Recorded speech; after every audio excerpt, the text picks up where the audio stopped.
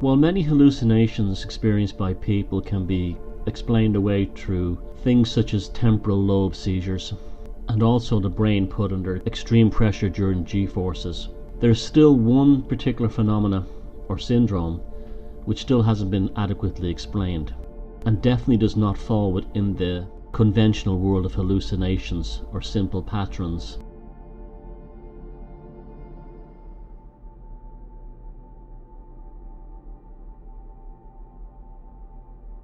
This is known as Charles Bonnet syndrome. The types of hallucinations that appear range from simple patterns and detailed images of events, people and places. But what's really interesting is that people who describe having Charles Bonnet syndrome describe the visuals as being almost like a slide or another video overlaid on top of this reality.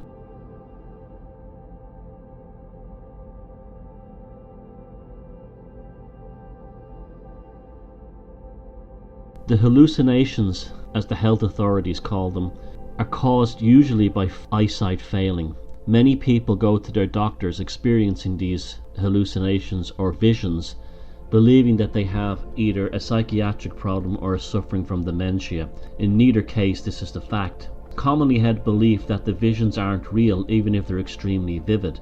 And this is actually causing more problems in a psychological sense to people having them, because the hallucinations they're seeing are as clear as anything. According to the British NHS, the two common hallucinations associated with Charles Bonnet syndrome is that they either see simple, repeated patterns, geometric grids, and other geometric shapes, again appearing as overlays on top of what they're already seeing. Other times they see complex images of people, objects and landscapes. The complex hallucinations are the most interesting. They often involve other people, even entire locations, animals, and even birds and insects.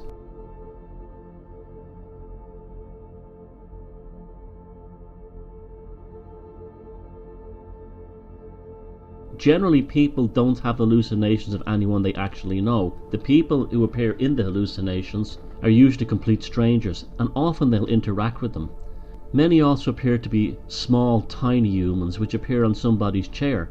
The syndrome could first begin with a person sitting on a chair, and suddenly they would find a tiny little humanoid type person standing on the edge of the chair trying to communicate with them.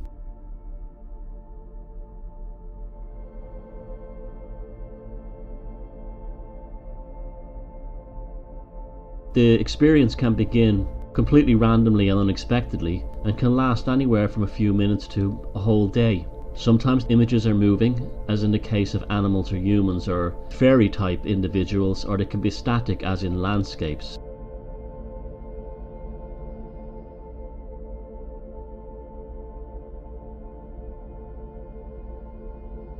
It's more likely to occur if the vision has been lost in both eyes, and seems to be connected with muscular degeneration. The syndrome is remarkably common, and there may be up to 250,000 cases in the UK alone, although 100,000 have been verified. People tend not to go to their doctors for fear of being branded as a lunatic, and many others actually enjoy the hallucinations and don't want them to end.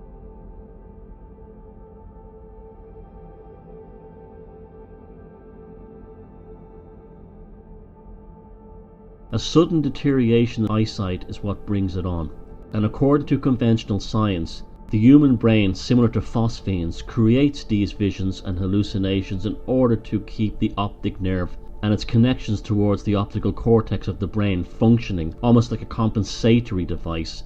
But this is remarkable in itself, that the brain would actually even do this.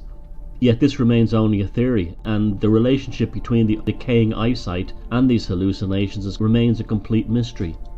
Some researchers believe that these images are stored in the brain in order to compensate for the failing eyesight, and then are given as hallucinations in order to stimulate and keep active the optic cortex, similar to how the prisoner cinema or phosphenes create hallucinations and complex images and patterns in people kept in darkness for long periods of time.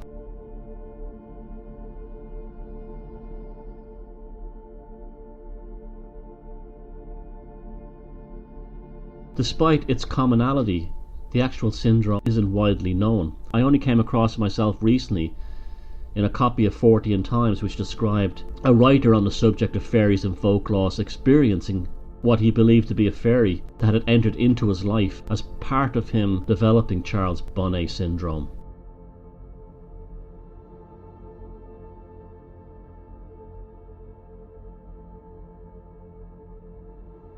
Sometimes the visions can be so powerful that people with complex versions of the syndrome actually have difficulty maneuvering around, as they cannot determine between a hallucinatory world and the actual real world in front of them. It often comes with the standard vision and perception of reality becoming twisted and distorted. Sometimes they can be walking down the street and a brick wall from another reality caused by the syndrome can suddenly appear in front of them. This causes many people to feel disturbed, for instance seeing strangers in their own home. Another interesting factor is people seem to become used to the syndrome. Over time, even without any treatment to their failing eyesights, the episodes become shorter and less frequent.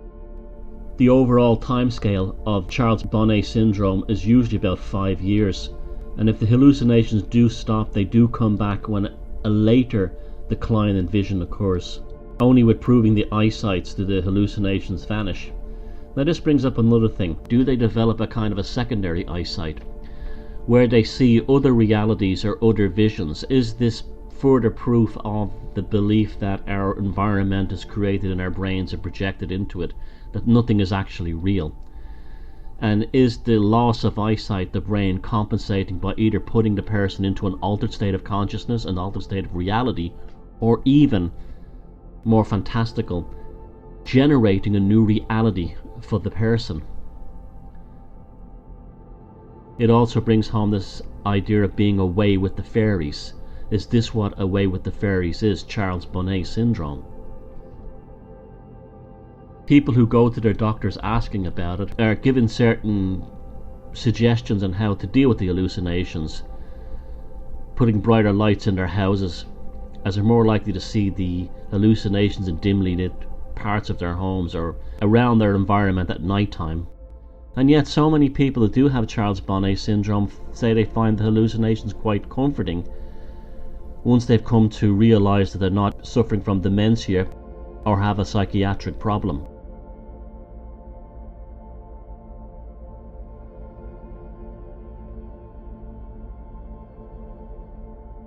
It has so little impact on people and their lives in terms of affecting them at an emotional level that there isn't even any support groups and very little forums online where they can actually talk to other people about it. Although it's widely accepted by medical science for a long time, due to the fact that the individual Charles Bonnet, in which the syndrome was named, was the first to bring it to popular awareness, the fact is that Charles Bonnet syndrome may explain lots of things regarding the holographic universe, interaction with other realities and other beings from other dimensions.